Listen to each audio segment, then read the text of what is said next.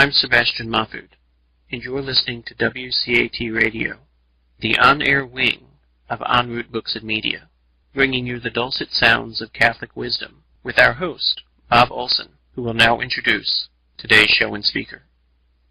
Hi, this is Catholic lay evangelist Bob Olson with I Thought You'd Like to Know This Too, which is the Friday edition of I Thought You'd Like to Know This, which features interviews with very interesting people who have a message for you. And today we have with us Kevin Symonds, who has written some terrific books, and we're going to talk about a couple of them tonight. So welcome, Kevin Symonds, to our program tonight. Good evening, Bob. It's good to be with you this evening. So I'd like to begin by finding out a little bit about yourself, about you.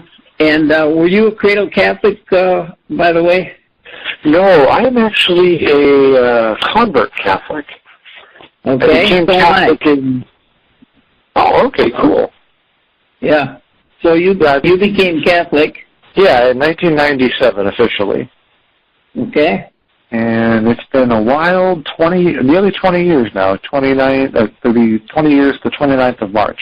Wow. Well, see, I go way back to 1981, so. That's the year I was born. Okay, that's interesting. All right, so a little of your background. How were you raised? Well, I was raised in a Unitarian community up in Massachusetts, just outside of Boston. And we weren't much of church-going people. I remember going to Sunday school maybe twice. Not to say we didn't go any other times, but that's just the times that I remember. But other than that, we really weren't much church-going people at that time. Where'd you go to school then? I went to Franciscan University of Steubenville in Ohio for both my bachelor's and master's degrees. I graduated in 2003 with the bachelor's and 2006 with the master's. And the degrees were in theological studies and a background in the classical languages during my undergraduate years. So you were a Catholic by that time then, huh? Yes. So how did that happen? How did you become a Catholic? Well, it all started with my father falling down a flight of stairs in October of 1994. One day he was going up the stairs, and he lost his balance and fell back, and his head snapped into the gutter. And shortly thereafter, he went on a lot of medical issues. And as he was going through these, some of his extended family was coming onto the scene a little bit more.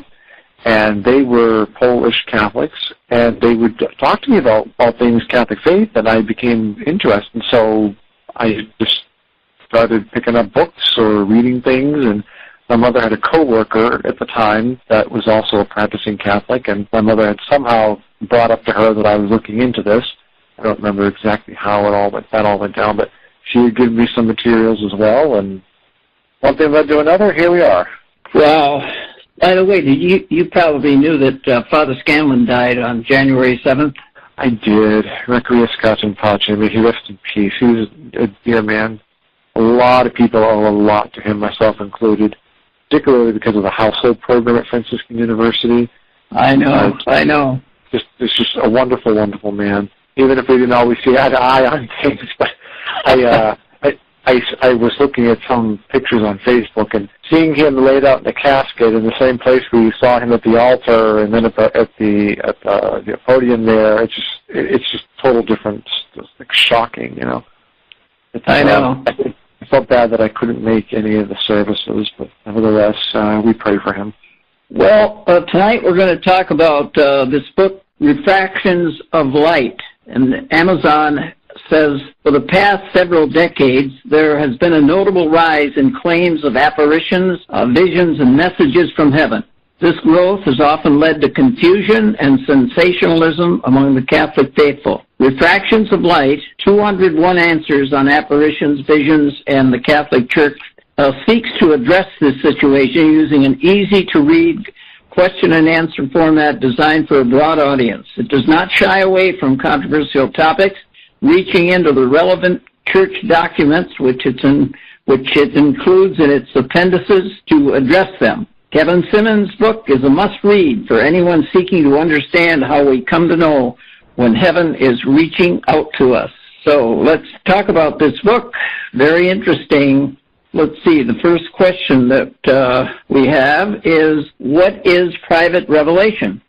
Private revelation, in a nutshell, is all of those supernatural communications that God has given to people since the close of the New Testament, which is traditionally held to be the death of St. John the Apostle around 100 A.D. It is connected to that larger revelation of God that we call divine revelation, but the words private revelation more or less refer to that continued intervention of God in human history done on more of a private level as opposed to that public level. It's a theological distinction that the theologians in the church have made, but nevertheless is very, very, very helpful to make those distinctions. So what does the church teach on the topic? Private revelation is viewed by the church. She always wants to listen carefully to the voice of her bridegroom speaking to her in every age. So she's open but cautious. It's probably the best way to express this. The church knows that there is the spiritual world and and the communion of the saints, but it's not always easy to pay attention to the signs of the times, so to speak. And so the church is open to these communications from God, but she has to make sure that they are in fact coming from God. And so we enter into that discernment if somebody claims to be receiving a revelation from God. So she doesn't view it as being good or bad, strictly speaking. It's more about she looks at it from the perspective of, is this God speaking or not? Sometimes somebody just misunderstands something and there's no malice involved. It's just very simple, very straightforward. So open but cautious is the best way to address that specific question. Well, we've been taught in the Charismatic Renewal that if you have words from the Lord, that you usually introduce it by saying, I think this is what God is saying, not making a definite statement like that. Yes, and that opens up the cautious element, that element of caution there. But biblically speaking, St. Paul says that you have to have, for instance, with the gift of the extraordinary gift of tongues, you have to have the interpreter there. And when it comes to discernment, very rare do you have somebody who has the gift of the discernment of spirits themselves, like St. Paul did in the book of Acts, I think it's chapter 16, where there was the girl who had the spirit of divination. And St. Paul, after constantly hearing her say, these men are from God, these men are from God, he turned around and gave her an exorcism on the spot, commanding the demon to leave her. But yet, she wasn't saying anything that wasn't untrue. She was actually saying, listen to these men, they're from God. But St. Paul knew that this was not the Holy Spirit. He knew it was a demonic spirit saying this. So, it was just enough truth mixed in with a lie. And St. Paul had that extraordinary gift to be able to see right through the disguise and just say, nope, boom, out. Very rare do you come across people that had that specific gift, and so the emphasis has more or less has shifted towards the role of the pastors of the church, the Pope and the bishops and the priests in guiding people towards discerning these on a more personal level, not quite in a charismatic context, for lack of a better expression. But the charism of the church, insofar as our authority is concerned, is kind of more or less now how these things are, how these issues are addressed. Now, should private revelation be made the center of our faith? No, absolutely not. Not whatsoever. The object of divine and Catholic faith is Christ Himself, and and as God has revealed Himself through the prophets, and then the patriarchs and prophets, and then in the person of His Son. That is the locus, place of our Catholic faith. Private revelations assist, the words of Cardinal Ratzinger, that they help, that they are a help to that faith, but we can never substitute our divine Catholic faith for a private revelation. Now, to what documents can a person go in order to learn about private revelation? There are many documents from the Church's history that discuss these affairs. The more recent one that was issued by the Vatican came in 1978. It was called Normae Sacrae Congregationis, Norms of the Sacred Congregation. It was issued privately to the various ordinaries, privately in order to help them discern, so that in case Joe Schmo or Jane Schmain came up and said, God is speaking to me, He wants me to give this message to the world, the bishops have some guidelines, some criteria to go by in order to effectively discern these particular claims. Even though it was issued privately, in May, on or around the 23rd, I think it was, of 2012, the Vatican then published them at large for the faithful, for everybody to read. So now it's a matter of public record. So what are some of the famous private revelations in the Church's history? There's Lourdes that happened in 1858, I believe. The Rue de Bac apparitions in France in 1830. La Salette apparitions as well, also in France. I think that was in the 1840s, if I remember correctly. You had Pont-Maine in Belgium in the late 1800s, 1880s, 1890s, maybe 1870s, somewhere in the latter half of the 1800s there. Fatima is probably one of the most famous ones that occurred in Portugal in 1917. Then there's Borang and Bano, also in Belgium in the 1930s or thereabouts. Yeah, those tend to be some of the pretty big ones, and they're usually, in the more contemporary period, it's the Blessed Virgin Mary appearing to one or more people and communicating to them some warning or something along those lines in order to help the faithful to live the gospel in a particular moment of history. Now, how does the Church discern if an alleged private revelation is authentic or not? In this case, you go back to that document that I mentioned earlier, the Norms of the Sacred Congregation. She has various processes that she goes through that have been fine-tuned throughout the past 2,000 years, this document being just one reflection of it, and has actually, in fact, it has much greater meaning against that big tradition there that's behind the document itself. First of note is the Church talks about the levels of authority that these claims go through. So let's say I claim that the Virgin Mary appeared to me and has a message. I would properly first speak to my local pastor. If I have a spiritual director, I would definitely talk to my spiritual director. And if after listening to my claim, they would talk to me further and discern these things. If they felt as though that something was serious here, they would bring it to the attention of the local bishop. And it would then go to the bishop, and if it warrants a full investigation or examination of the facts, the bishop can either examine things himself using some criteria that is mentioned in the document, which we'll get to in a moment, or he could request the professional assistance of theologians or psychologists, medical professionals, various people of learning and education in those specific fields. If, for however it happens, through some happenstance, the claim gets bigger than what the local bishop can handle, he can then turn and ask the local Episcopal Conference, like the nation's bishops, to help him discern the claims in order to render a safer judgment or a more sure judgment on the matter. And if still the claim gets even bigger than one's own country, it could then possibly go to the Holy See in order to reach a judgment.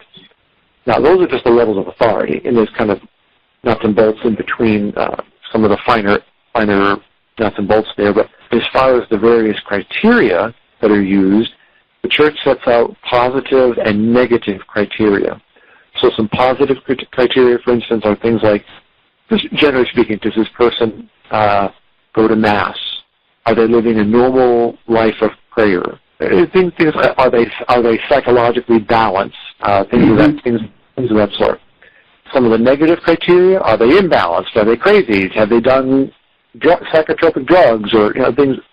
Are they involved in speed dating at the time of the events in question? So if I'm alleging to be receiving visions from the Virgin Mary, but meanwhile I'm a sexual profligate, the Church will look at that and go, no, we don't think so. That's not the way these things operate.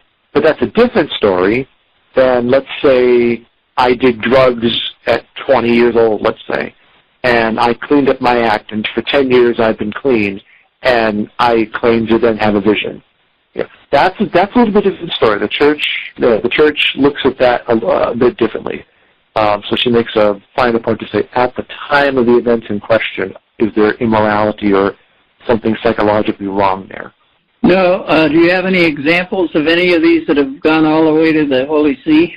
Positive ones are, let's see, Fatima has been endorsed by the Holy See.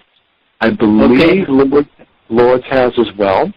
Fatima, I think, though, is probably at the top of that list. The Golden Rose, the traditional gift from the popes for a very serious reason to like a church or to some person. The popes have sent a couple of golden roses to Fatima. There have been some bad ones that have also been sent to Rome. Not bad ones, excuse me. Some not-approved ones. Right now, probably one of the biggest ones is the question of Medjugorje. That Rome has established a commission about 7 years ago. It'll be 7 years now this coming March. And its work ended in January 2014, and we are currently awaiting the Holy Father's judgment of the results.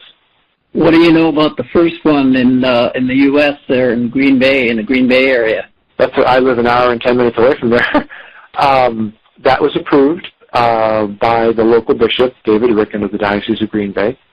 It was not formally approved by Rome, but I can tell you from inside information that the bishop brought things to Rome and said, this is what I'm thinking of doing. Just wanted to keep in the loop.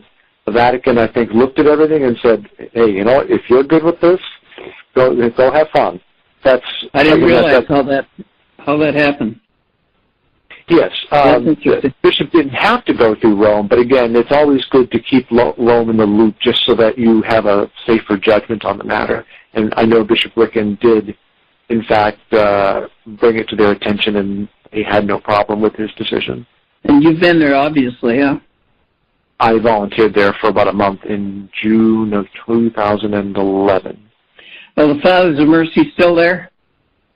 I believe so. Father Stryker, I think, is still there. I don't remember who his associate is, but or if they're even still an associate, but I believe Father Stryker is still there from the Fathers of Mercy. Okay. Now, can the devil fake a private revelation? Yes. Very, very much can he. Matter of fact, it's the perennial teaching of the Church that he can, and that's one of the reasons why she's very cautious, because the devil can fake things so much. Very, very true that the devil can certainly fake these things. So by the way, how did you happen to write a book like this, Refractions of Light?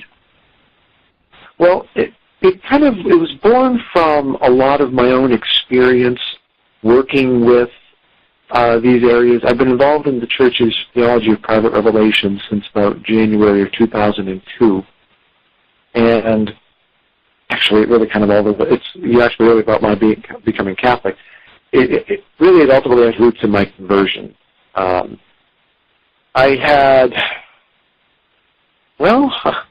go on record and I'll tell you this story. This is a good one. This is my Jesus in the elevator story, okay? This is really, really cool. When my father was dying in the hospital in 1996, we went to go visit him on Ascension Thursday of May of 1996. So this would have been about the 16th or the 18th, of that year, or thereabouts. So my father was in a hospital in Boston, and my family and I went to go visit him that day. And I was the last one to go into the elevator, and I remember nobody was coming from the left or the right or behind me. I remember this. So I go inside the elevator, and I go off to the left, and I turn around, and I'm kind of leaning up against the side there, and all of a sudden, this guy comes in, and goes and stands to the right, so he's standing almost exact opposite from me, in a straight line, and I get a good look at this guy, and I'm thinking, oh my goodness, this guy looks just like Jesus Christ. Any way you've ever pictured how Jesus has looked in artistry here in the West, this guy has spitting image, beard, the hair, I mean, you name it, this guy had it.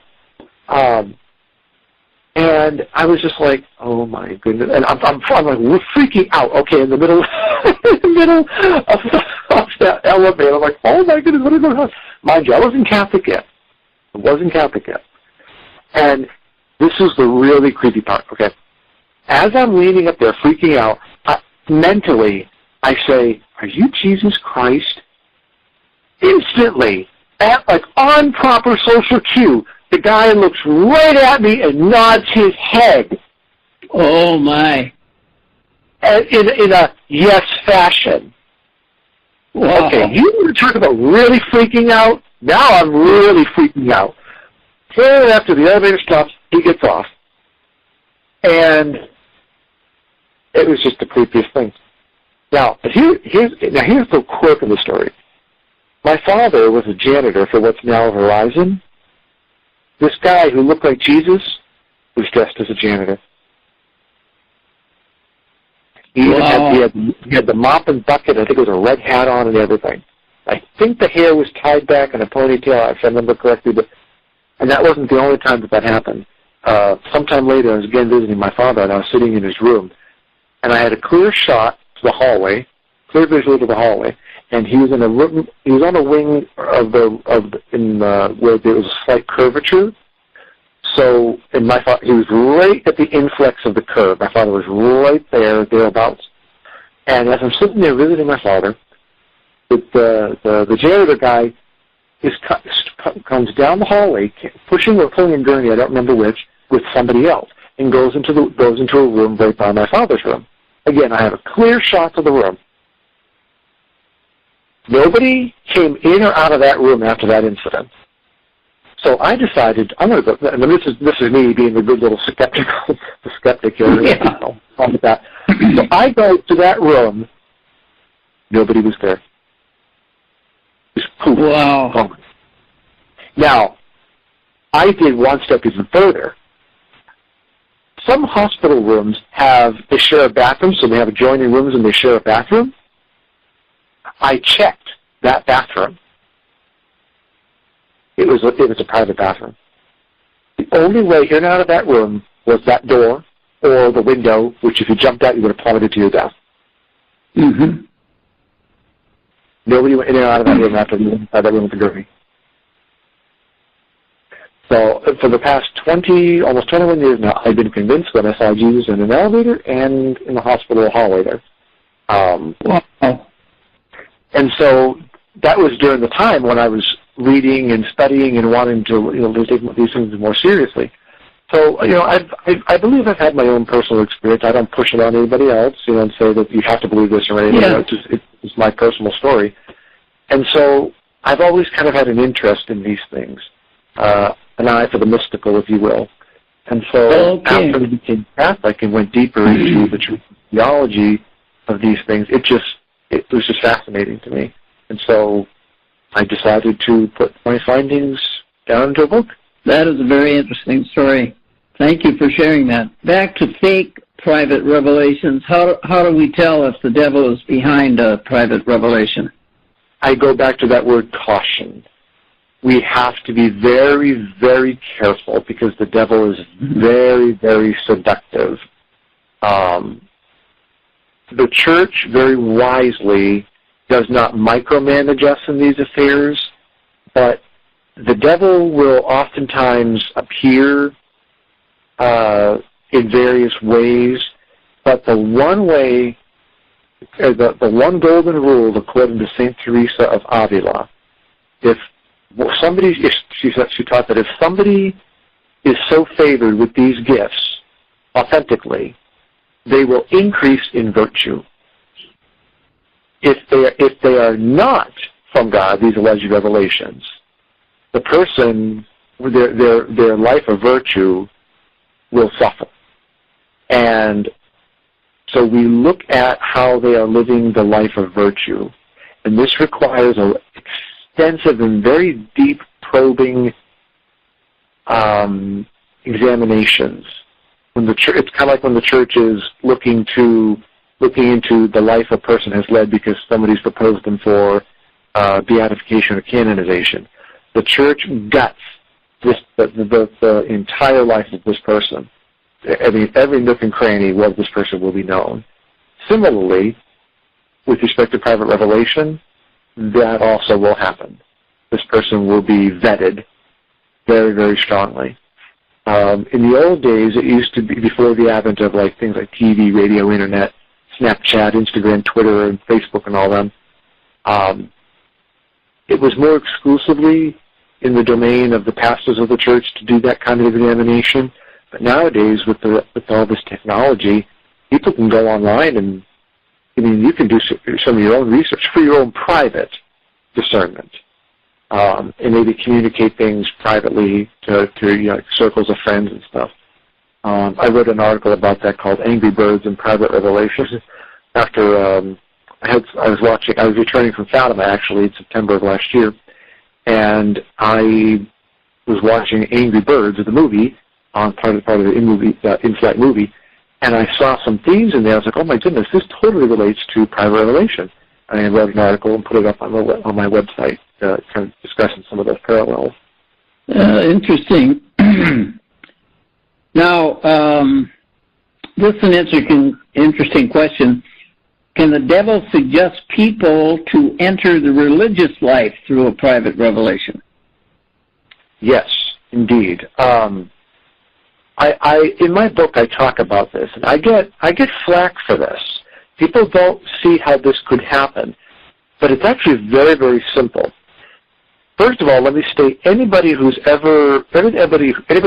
in the religious life or has at least discerned for a little while and then discerned out maybe during their novitiate, let's say, or anybody who has studied specific areas of church history, they will tell you that sometimes the devil wants to maybe destroy a community because maybe they have a lot of holy people there and he's looking to destroy it. And so he manages to send one of his agents, shall we say, into there to infiltrate and try to destroy it from within or otherwise create confusion, disruption, and things of that sort. I remember once I was visiting a monastery in Illinois, and I was talking with one of the monks there who was also an art teacher at their school, and we got to talking about this, and no sooner did we get talking on the subject, he was just like, oh, of course the devil could do stuff like that. Oh, good grief, isn't it obvious?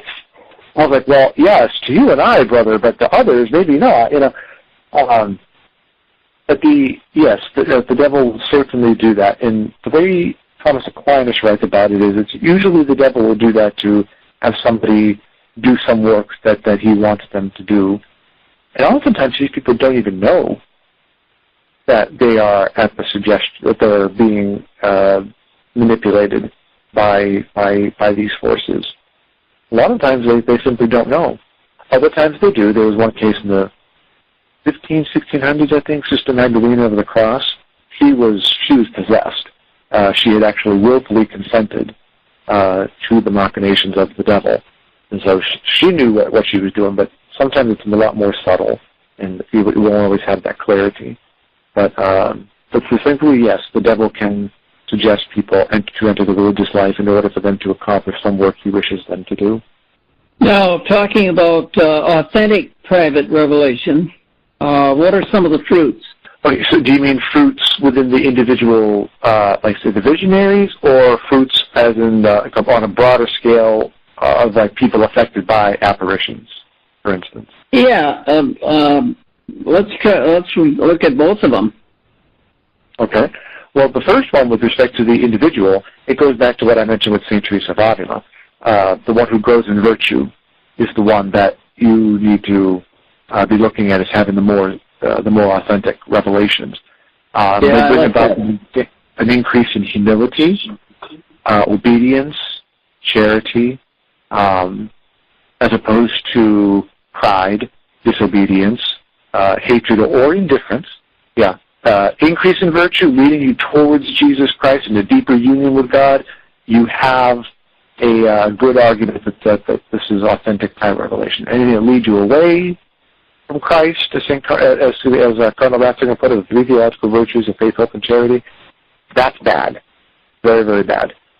And that's on the individual level. Now on the more group level, like those influenced by a claim of apparitions, it generally speaks of the same thing. Are they growing closer to God?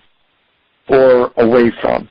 If a devotion has been proposed, like say Fatima, you have the 5 First Saturday devotion that was proposed by our Lord and Our Lady. Is that bringing good fruit in people's lives? Are they increasing in virtue? Or are they becoming so obsessed or rigid, or I have to do this, or else I'm going to go to hell, or 1,000 souls in purgatory won't be saved today if I don't do this sort of thing, Now, of course, praying for the soul in purgatory is good, but if you're getting so rigid about it, or you're getting apocalyptic, making some grand promises that don't come true, that's not good. Or you're working people up. And I think we've covered the fruits of an inauthentic private revelation. Yes. I mean, volumes can be written, but in a nutshell, yes. Sure. Generally, that which leads you closer to God is of God. Not to say that if you're given a carte blanche, you always have to be careful even still, because the devil may give you 99% of the truth, that 1% about which you must be concerned. And anything that leads you away from God, in any way, even that one little percent, is not from God. I've been taught a simple discernment technique, which is, is this something Jesus would say? Is this contrary to the Bible, or is it contrary to church teaching? And that covers a lot of that. Those are the 3 bases. You got first, second, third base, and then you're taking them all. That's very good, simple, very good rule of thumb. Very good rule of thumb. Right. Yeah. The caveat to that is, do people know the faith well enough to be able to point out and say that doesn't sound right. Something's not right there. That's the caveat. So people have to educate themselves in the faith, and that's part of the fruits of these things. An authentic revelation leads you closer to God, closer to His church. If you're more worried about what the latest message is from the latest Johnny-come-lately onto the scene with all things visions, I speak kind of loosely, and I apologize. I don't mean to be untoward, but if somebody's more worried about paying attention to the latest message coming from alleged visionary, as opposed to saying what magisterium is, or reading those beautiful documents like the papal encyclicals, for instance, or the catechism, or something from the lives of the saints. If you're more worried about the latest vision, that's not healthy either. That actually betrays a lack of faith. Yep. This book is very much needed. Yes, I agree, but I'm biased, of course. But yes, yes, it is very much needed, just to kind of help, if nothing else, just to help people get a sense of balance again in these otherwise very controversial issues. Mm-hmm. All right, so that's Refractions of Light. Are there anything else you want to add? There's a famous saying that is attributed to St. Padre Pio. It's pray, hope, and don't worry. A lot of people may be worried about the times in which we live, and there are many reasons why we should be concerned. But if we hold fast to our faith, hold fast to God, the rest really just takes care of itself. And and catechize and evangelize, and study and learn. If we're so preoccupied with the latest claims to visions, you might be mistaking the forest for the trees. And so we just pray, hope, and don't worry. I do not know if St. Padre Pio said that in fact, but it's good advice nevertheless. On the cover of one of his books, I think. That's where I saw it. Okay, so what about your other book, Pope Leo XIII's Prayer to St. Michael? Oh, yes. Well, I wrote a book about that, and it was published on or around the 21st or so of November of 2015. The purpose of that particular book was to discuss and examine a very famous story that Pope Leo XIII was said to have had a vision that led to him writing the prayer to St. Michael that used to be prayed at the end of Mass around the Catholic Church prior to the Second Vatican Council. There were so many different stories flying about that, versions about that story, and really about 05, 06, that's when I kind of started noticing this a little bit more and doing a little research into the matter. And I found a couple of sources in particular, but I put it aside. I didn't do too much with it until May of 2012. I was getting back from just like a social outing with some people in South Carolina, and at the very end of which I was in a car, and we got to talking about the prayer to St. Michael. And one of the people with whom I was speaking with at the time, was saying things that were not accurate. Excuse me. And I knew that they were not accurate. And so I said, all right, that's it. I am going to start this up again. I'm going to look deeply into this and figure out what's going on. 216 pages later, and about 3 years of work in 7 foreign languages, Pope Leo XIII and the Prayer to St. Michael came into being. Wow. Beautiful. So these books are available at Amazon. I'm looking at the advertisement right now. It's beautiful. The beautiful cover on the Refractions of Light with a beautiful portrait of an eye, huh? Yes, the designer, T.J. Burdick, I don't remember his company's name. He's going to kill me for that, and I apologize. But T.J. Burdick, he did a very good job, and I feel bad in some ways because I think I was a little picky with that particular cover because I was looking for a certain design, and if you look closely at the eye, you see an image of Our Lady of Guadalupe appear into it. Because I was trying to go for a vision and somebody seeing, like looking up and seeing Our Lady in a vision, you know. And the cover for the Prayer to St. Michael, that was done by a gentleman, Andy Schmallen, out in Georgia. He used to work for EWTN. As soon as I saw his website, he recently redid his website, but when I saw his old website, some of his artwork, I said, this is the guy to do the book for the St. Michael, the cover for the St. Michael book. I just knew it. And I'm so glad that we did. It's beautiful, beautiful cover. Those gentlemen did very, very good work. Tell us about the cover on the St. Michael book. To explain the imagery, you mean? Yeah. Or? Okay, well, if somebody looks at the cover, they'll see St. Peter's. There's like a shade of dark there, and to the left, they'll see St. Michael, the Archangel, and to the right they'll see a dragon representing the devil, with fiery flames around him, and St. Michael is, standing tall in the light of God there. First, you'll see it's the St. Peter's and the Piazza di San Pietro, as seen from the dome of St. Peter's there in Rome, at the Vatican City. The imagery goes, the darkness kind of, it represents one of the themes of the book. It was a cardinal that talked from the Archdiocese of Bologna in Italy who talked about Leo's vision. He heard that Leo had a vision from Leo's private secretary, Monsignor Rinaldo Angeli, and the cardinal described briefly what he had heard from Angeli. And he talked about how Leo saw demons gathering upon Rome. The Italian word was adensavano, which means, I hope I'm pronouncing that right, it's adensavano, which means like thickening, literally. And so the darkness gathering, almost like blotting out the sun, represents the demons coming upon the eternal city there. And of course, St. Michael on the left, devil on the right, they're duking it out they're duking it out basically. So it gives that throwback to the prayer to St. Michael itself, which there's a line in there that talks about casting the devil and his angels back into hell, who prowl throughout the world seeking the ruin of the souls. So that's generally the imagery behind the front cover of that particular book. And joining us tonight, too, is Al Voloski, who is the host of our program on Wednesday nights, which is called Catholic Mysticism.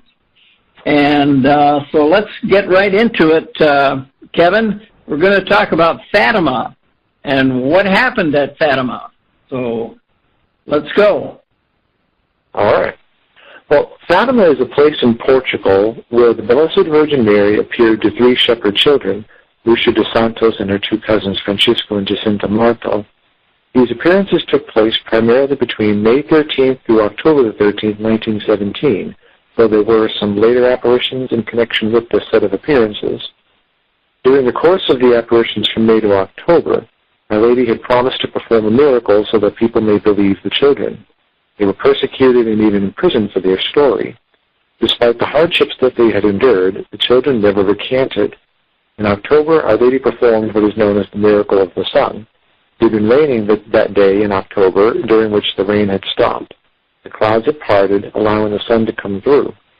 And according to various witnesses, the sun defied all cosmic laws, allowing it to come through. And the sun came out of through the clouds there, and moved out of its place in the sky, and different people described it differently. Some described it as the place of the dance of the sun, while some others have reported that the sun began falling to the earth.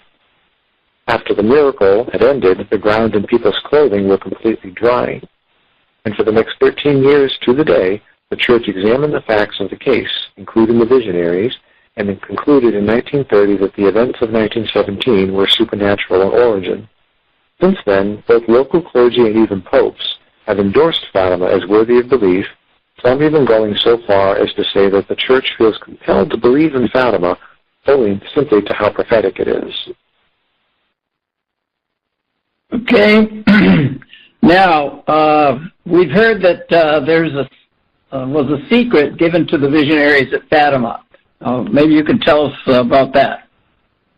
Sure. During Our Lady's apparition of July 13th, 1917, she communicated some information to the 3 visionaries. This information was referred to as a secret by the visionaries because during its communication, Our Lady had ordered that the information not be shared with anyone other than themselves. Later, however, between the years 1935 and 1944, Lucia, who by this time was the only surviving visionary and had become a religious sister, began to write down in more detail the events of 1917. Under religious obedience, she wrote down in stages the information given to the 3 visionaries as a secret from July 1917. Sister Lucia described the secret as having 3 parts, the first 2 of which were written down and published by 1942, well, I'll say by the end of that year. They entailed a vision of hell and devotion to the Immaculate Heart of Mary. The third part remained unwritten until early January 1944, when, after a subsequent apparition of Our Lady, and having been commanded to do so, Sister Lucia wrote down what she saw in July 1917 for the third part of the secret. This text was unpublished from 1944 to 2000, during which time occurred much speculation and theorizing on its contents. Owing to a stipulation given by Sister Lucia, the text had been expected to be published or otherwise revealed in the year 1960, but this expectation was not met, which furthered the speculations and theorizing. Eventually, the text was published officially on June 26, 2000, during a press conference in Rome. The text revealed that the secret was a visualization of Our Lady's words about what would happen if her requests were not heeded, namely that there would be wars and persecutions of the Church, the people would be martyred, the Holy Father would have much to suffer, and various nations would be annihilated. Now, I understand you're writing a book about Fatima, and tell us about that. Yes, I am writing a book. It's called On the Third Part of the Secret of Fatima. I just finished basically the final drafts here on my part. I just submitted it to the publisher En Route Books and Media yesterday or Wednesday, one of those 2 days. And so now I'm just looking forward to it going through the formal editing with the professional editor and then getting that back and submitting it to for the imprimatur. And hopefully it will be ready by mid-2017 in time for the centenary of Fatima. Wow. And why write a book about the third part of the Secret of Fatima? I decided to write this book owing to the earlier mentioned speculations and theories surrounding the third part of The Secret. Over the past 57 years, if we go by the date of the expected release of the text in 1960, different persons and groups have offered their understanding and interpretation of Fatima and the third part of its secret. Various characterizations have arisen on this part of the secret, some of which have grossly misunderstood, unfortunately, the overall secret of Fatima. It is true that room exists for scholarly and charitable discussion on the meaning of Fatima and its secret. Unfortunately, however, not everyone has kept to a gentlemanly standard, shall we say, when holding such discussion, and those who have not held to a gentlemanly standard have oftentimes engaged in polemics and have even gone so far as to accuse the Holy See of a conspiracy to cover up an alleged second text of the third part of the secret. This allegation has become infamously known as the Fourth Secret of Fatima. My book is an attempt at addressing this matter from a critical perspective, one that examines source material and recasts it in the light of new evidence that only recently became available to the public. The intention of this book is not to answer definitively all of the issues that could be raised or have been raised. I do hope, however, that it will mark the beginning of an end to these controversies so that we can look forward to what I believe is an exciting new period of Fatima's history, one that is marked by further study of the life and character of Sister Lucia. I believe that such a study will provide a critical interpretive key on the message of Our Lady at Fatima.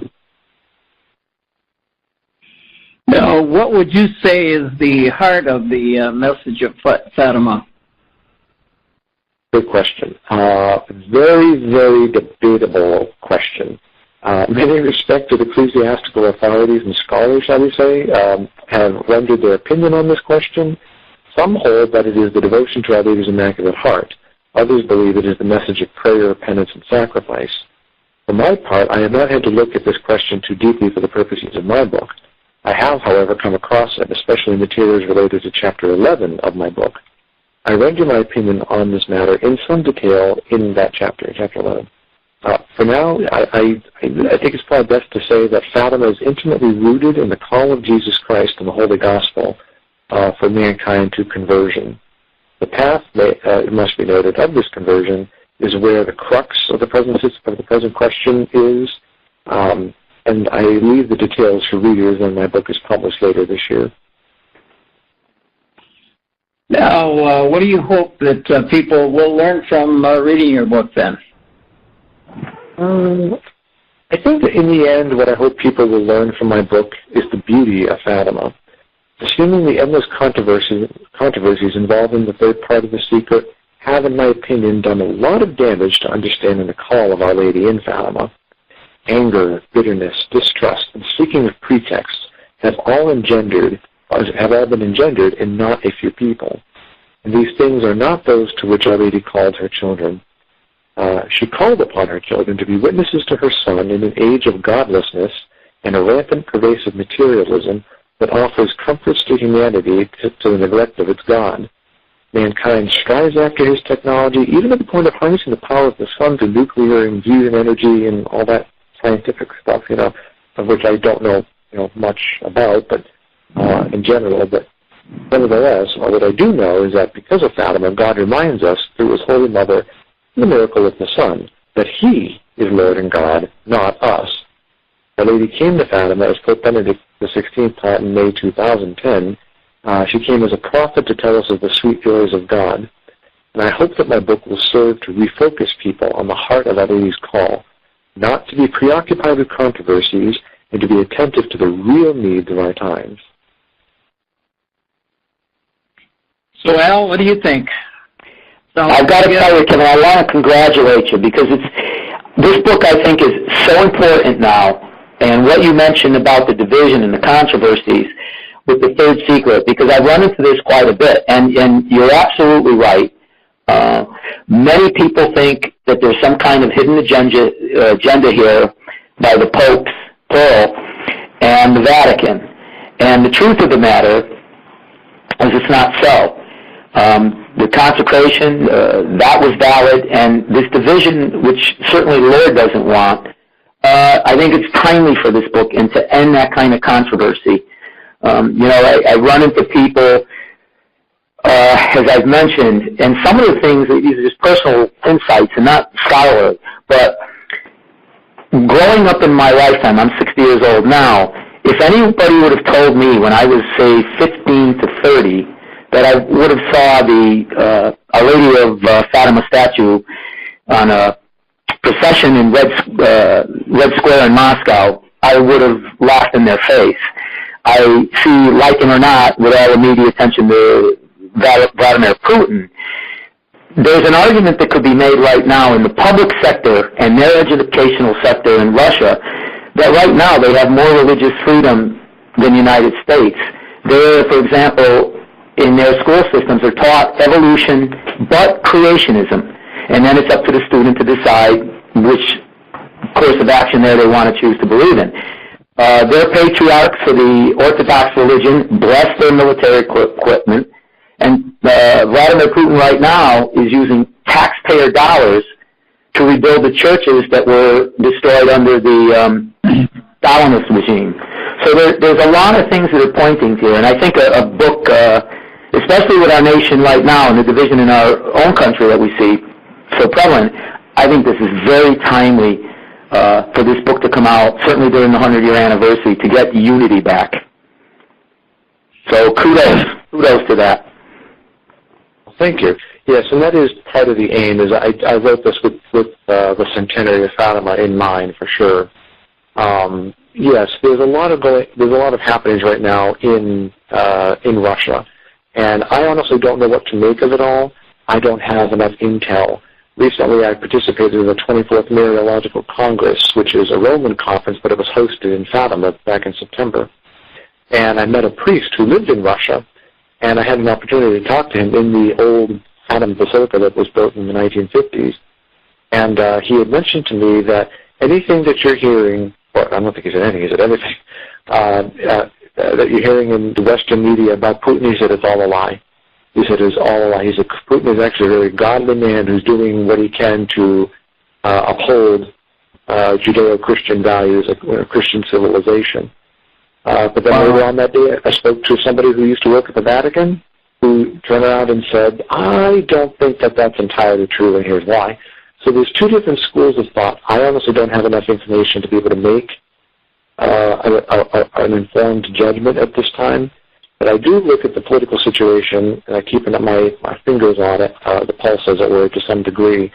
And, you know, I have enough there to scratch my head thinking, oh, my goodness, what is going on here? This is crazy. As Sister Lucia once said, about my book doesn't treat the question of was the consecration done or not in 1984, but there is a video. I'm actually going to say this live. There is a video on record of Sister Lucia, basically, from what I can tell, of her admitting that the consecration in 1984 was valid, that it took effect, and that it was accepted in heaven. I have seen this video, and somebody asked her, how will we know the effect of it? And not in the video, but elsewhere, in another context, she had said, look to the east. Almost like Gandalf in Lord of the Rings. When the sun rises, look to the east, and then you'll know my coming. You know, you see Gandalf coming down with the riders of Rohan, going down and killing off the army of Mordor there, or Saruman's army there. You know, you gotta wonder. You gotta wonder. You really do. I don't know enough, so I don't make any definitive statement, but I do see things happening on the political landscape that give me pause and to make me think and or give me hope. Well, thank you, Kevin. And anything else you want to add about the book? And you said it'll probably be out sometime later this year, or later next year. I'm hoping middle of next, by May or June of 2017, but that depends upon the review and processes and all that. Right. Okay. Well, thank you for being with us and telling us about this very exciting book. And thank you, Al. Any final thoughts from you, Al? One question, if Kevin has the time. You know, Kevin, also in my travels, a lot of people are confused and ask about, if you could expound upon, what is the triumph of the Immaculate Heart that was promised in Fatima? Yes, I treat that to some degree at the end of one of my chapters, not in any great length, but there are two different schools of thought on that question, as there often are. One school of thought holds that there's going to be this little triumph. The Immaculate Heart things basically, it kind of holds that there's going to be this instantaneous conversion. Everybody is going to be Catholic, or at least Russia will become Catholic, and almost as if like God's going to wave a magic wand over the world and all the problems are just going to go away. However, others have taken some exception to that, including Cardinal Ratzinger, later Pope Benedict XVI, now of course Pope Emeritus. And in an interview, he stated that I don't really think that that's going to be the way of it is. I might be a bit too rational to believe it's going to happen that dramatically, he says. But he takes more of a simple approach, which is the same approach that he took in his commentary, his theological commentary from the year 2000 that accompanied the release of the third part of The Secret there on June 26th of that year, 2000. He said that basically what it's going to come down to is Our Lady will triumph in the hearts of individual people, and from that triumph in the hearts of individual people, that's what will lead to conversion on a larger scale. So he's just trying to point out that conversion happens within all of us initially, and from there, that's when it spreads. And I think there's merit to that. If I have to say which of the two schools of thought I tend to agree with the most, I think Ratzinger has a good argument there. Not necessarily to the exclusion of the other one, because if everybody runs the way of God's commandments, that is, through the Immaculate Heart of Mary, as she offered at Fatima, the more people you have living that, you're going to have a better society, and you're going to have that conversion happening automatically. So I don't think that they're necessarily exclusive schools, but just may have to fine-tune each other a little bit, perhaps. Very good, Kevin. Thank you very much for being with us again. And we've been talking about your book on the third part of The Secret of Fatima. Like you say, will be coming out in June or July. And Al, thank you for being with us. And that's our program for tonight. I thought you'd like to know this too. So it was very revealing, wasn't it, Al?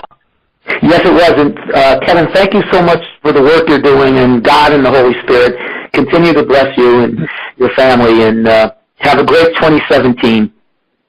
Thank you very much. You guys too. Thank you. Okay. All right.